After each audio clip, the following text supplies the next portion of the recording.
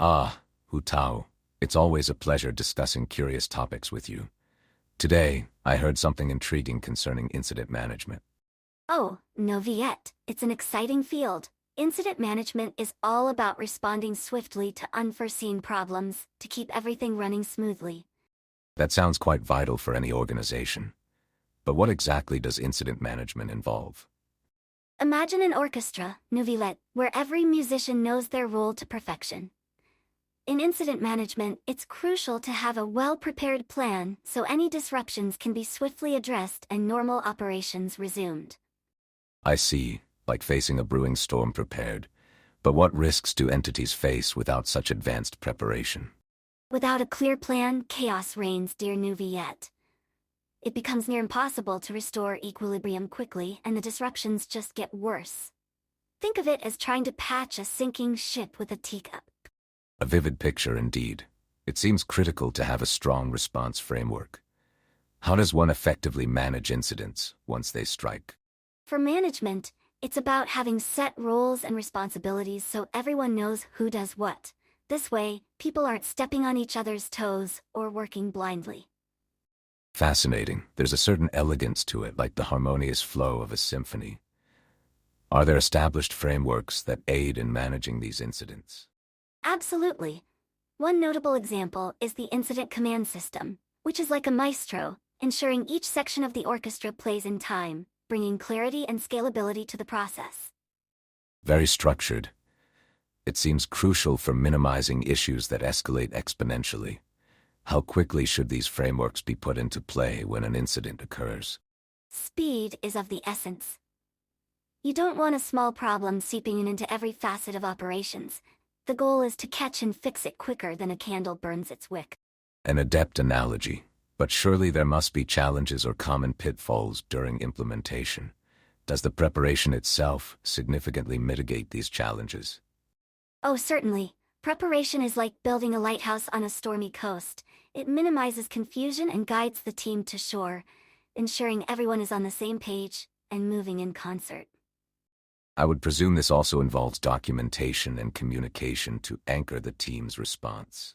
Correct. Clear documentation helps maintain situational awareness, while communication acts as the lighthouse beam, keeping everyone informed and coordinated no matter the weather. And does this incident management framework evolve over time? Is there room for adaptation, given how dynamic incidents can be? Naturally, like a finely tuned guqin, it can adapt with practice and experience. Organizations refine their strategies constantly to anticipate new challenges, learning from every note played wrong. A continuous cycle of improvement is always commendable. I'm curious, what qualifies as an incident that demands such structured attention? It's all about impact and scope. If the issue disrupts services or requires coordination across teams, it's an incident, best to address with an ironclad plan. It makes complex events sound like orchestrating a grand performance. I'm sure there's a level of unpredictability that keeps everyone on their toes. Certainly, but with practice, even unpredictability becomes a part of the symphony. That's where best practices come in, like prioritization, to prevent the music from missing a beat. Indeed, prioritization is key. And dear Hu Tao, do you have any best practices to share from your observations? Gladly. Always practice, prepare ahead, ensure clear communication, and trust the process. Think of it as seasoning a dish just right. You need to balance all flavors. A delightful metaphor. This wisdom is invaluable. Now, how is the concept of trust manifested in such a critical environment? Trust is as crucial as the air we breathe during incidents, Neuvillette. Each team member must trust their fellows to uphold their roles without having to second-guess them. Fostering a harmonious environment, fostering mutual respect. I can see how that's foundational. Exactly. It's about creating an environment where everyone feels supported, like an ensemble, working towards a harmonious finale. It's reassuring to know there's a rhythm to even the most unpredictable situations. Indeed, and when everyone plays in harmony, even unexpected crescendos lose their sting. Your insights, Hu Tao, always illuminate the subject beautifully. Oh, flattery will get you everywhere, Neuvillette. Now, what about you? Any thoughts swirling in your mind about applying this knowledge? You've given me much to consider. Perhaps these practices could resonate across other fields too. Yes, like extending the melody to new instruments, adding value and harmony everywhere. A most inspiring perspective, Hu Tao. Your candor and vivacity make learning truly enjoyable. Thank you, Neuvillette. I'm just glad to share in a melody of ideas. Shall we explore more intriguing facets in our next discussion? I look forward to our continued dialogues. There's much more to delve into.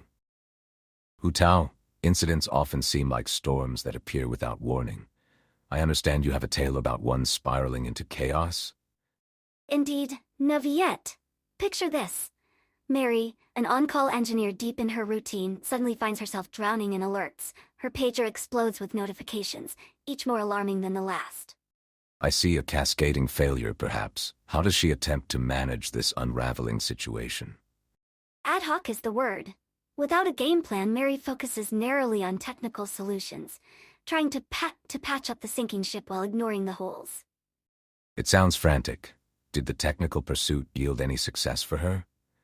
Sadly, no. Her narrow focus meant she didn't see the bigger picture. With every technical fix attempted, another piece unraveled elsewhere, all while communication with others faltered. Communication, the linchpin, it seems critical here. Was anyone else aware of what actions were taken? Not clearly. Everyone at her firm was like musicians playing without sheet music. The vice presidents lacking updates, demand ETAs and explanations. All this adds to the chaos. Without clear communication, each step seems blind. Was there any attempt to rectify this communication breakdown? There were some efforts, but they felt haphazard.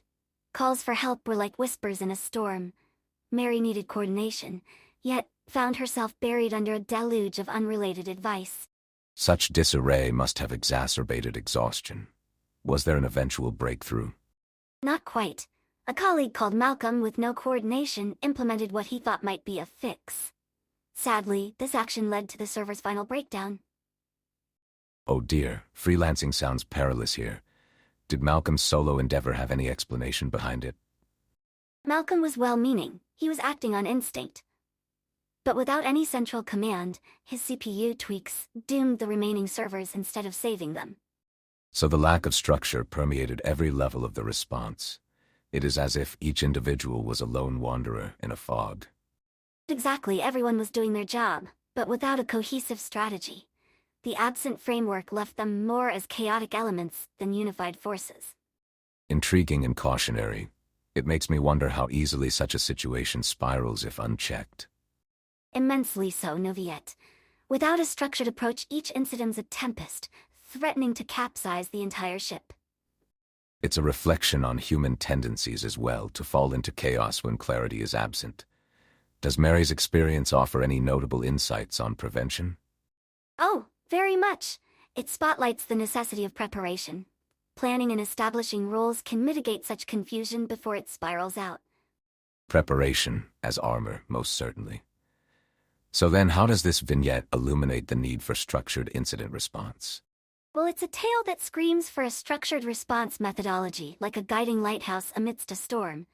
Without it, every decision made risks being a misstep, rather than a stride forward. Your narrative paints a vivid picture, Hu Tao. I assume the structured systems we touched upon earlier play a crucial role in avoiding such debacles. Absolutely. They provide a blueprint to follow, ensuring everyone knows their roles and maintains communication, steering a coordinated effort instead of floundering individually. A harmonious effort, like a well-conducted symphony. Shall we delve into how such structured principles effectively curb such chaos? Hu Tao, as we delve further into incident management, I'm eager to understand the principles governing a structured approach. How exactly is chaos kept at bay with such systems? Well, Neuvillette, it's all about orderly choreography. The incident command system is like having a seasoned conductor guiding a symphony through its most complex movements. A conductor, you say? Intriguing. So what are the key roles involved in this structured dance? At the helm, you have the incident commander. This person operates as the brain of the operation, assigning roles and ensuring everyone plays their part in perfect harmony. I see. A central figure maintaining oversight. What roles follow under this commander structure? Next, you have the ops lead, akin to the dexterous fingers of a pianist. They tackle the technical nuances, applying their skills to mend and maintain the systems effectively. They sound quite essential. And what of communication? Surely maintaining this flow is crucial during tense moments. Absolutely. Communication is the lifeblood of the operation, ensuring that everyone, from the performers on stage to the audience in the dark, knows what's happening. There's even a dedicated role just for that. A dedicated communicator. How fascinating. And what exactly does this role entail? This person acts as the voice, relaying updates to all stakeholders, perhaps like a herald announcing the next act. They ensure everyone stays informed and aligned throughout the incident. Staying informed must indeed alleviate much tension. Is there also someone focused on the broader horizon? Ah yes, the planning role. Comparable to a strategist plotting a course, they contemplate the longer-term implications and manage logistical needs, such as resources and shifts. A thoroughly enlightening cadre of roles. How are these principles translated into action? Are there tools that assist in this execution? Indeed, IRC emerges as a great ally, acting as a reliable time-stamped canvas where all communications are documented, much like notes of a composer, scribbled across sheet music. Aha, a digital ledger of sorts. I presume this also aids in learning from past incidents. Correct. It becomes an insightful log for post-mortem analysis, a record for fine-tuning strategies and learning from the orchestration. And this system, is it confined to a specific physical space or more dynamic? The beauty of it is in its flexibility. Incident response can be centralized in a war room for direct action, or decentralized, with teams staying connected through such platforms. Flexibility within structure. I commend such innovation. Does the documentation process support this adaptable framework as well? Yes, dynamically so. The live incident state document, much like a conductor's score, evolves in real time to encompass all key changes and directives. That's a substantial way to sustain situational awareness. I presume multiple individuals contribute to this document concurrently. Certainly. It's crucial that everyone can lend their pen to the document, ensuring the script reflects each evolving scene without missing a beat. A collaborative effort indeed. Does the system also emphasize the exchange of command to ensure continuity? Yes, Neuvillette. A vital handoff procedure ensures the baton passes without a stumble. The outgoing leader speaks directly to the successor, confirming command is accepted. A seamless transition necessary for remaining resilient in crisis. Hu Tao's such disciplined organization must surely foster confidence in those involved. Definitely, it empowers everyone to focus intently on their score, trusting that the collective ensemble guides the piece to its desired finale. An efficacious symphony of roles. I perceive these principles must adapt with each incident, yet still hold universal relevance. Precisely. While the notes may change, the melody of structure and roles remains timeless, ready to guide through any unforeseen storm. Wise words, Hu Tao. There's a certain poetry to these principles you've unraveled. What do you think is key to ensuring such management continues to evolve? Oh, like a composer revisiting their opus, it boils down to practice, reflection, and an openness to weaving in new inspirations and adjustments as needed. A cycle of continuity and innovation. You certainly make the complex art of incident management sound attainable. With the right composition, Neuvillette, it truly is. Shall we dive deeper into how these structured rules transform the chaos from unmanaged incidents? Hu Tao, what happens when the principles we've discussed are applied to an actual incident? Ah, Neuvillette, imagine an orchestra before a performance. Every musician knows their part, and the conductor guides the rhythm. That's what a managed incident feels like. A beautifully orchestrated symphony, indeed. How does this structured approach unfold during a crisis? It starts with roles, Neuvillette. Take Mary from earlier Chaos. With a managed approach, she swiftly appoints Sabrina as incident commander. Sabrina assumes control, taking down every vital detail to ensure transparency and coordination. A clear assignment of roles, immediately. I presume Sabrina's leadership helps keep everyone on the same page? Exactly. Sabrina also maintains communication clarity. By using tools like mailing lists and IRC, she's able to update everyone, users and VPs alike, without missing crucial details. So the flow of information becomes uninterrupted, minimizing confusion. Correct. When Mary and the team realize another data center is down, Sabrina already has a plan keeping disorder at bay. They coordinate actions, looping in necessary experts. Looping in experts strategically must enhance efficiency. What happens once the team engages fully? With everyone clear on their roles, Josephine and Robin prioritize tasks Mary delegates. Mary tries a rollback. When it fails, Robin updates the live document. No frantic scrambling, just curated efforts. A live document seems to anchor the team's focus. How does this aid in their resolution?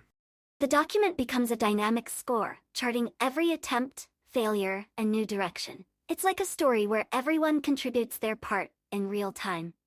An evolving narrative. How do they handle shifting responsibilities, especially as fatigue sets in? The key is in the handoff, Neuvillette. As evening encroaches, Sabrina ensures new staff seamlessly take over, keeping the transition fluid with clear communications. Clear transitions must foster continuity and trust among members. Does this help them reach a resolution? Certainly, by morning, colleagues from another office have assumed control, mitigated the issue, and started a post-mortem, like performers refining after a show. Impressive. Is there more to ensure teams are prepared for such orchestration? Indeed, Neuvillette. It circles back to best practices. Prioritization, preparation, and practice form the symphonic triad that breeds readiness. Prioritization. Break that down for me in the context of an incident orchestra. It's about stopping the bleeding first, like fixing an out-of-tune violin before a performance, ensuring immediate issues are tackled to restore normalcy. Preparation follows, I assume.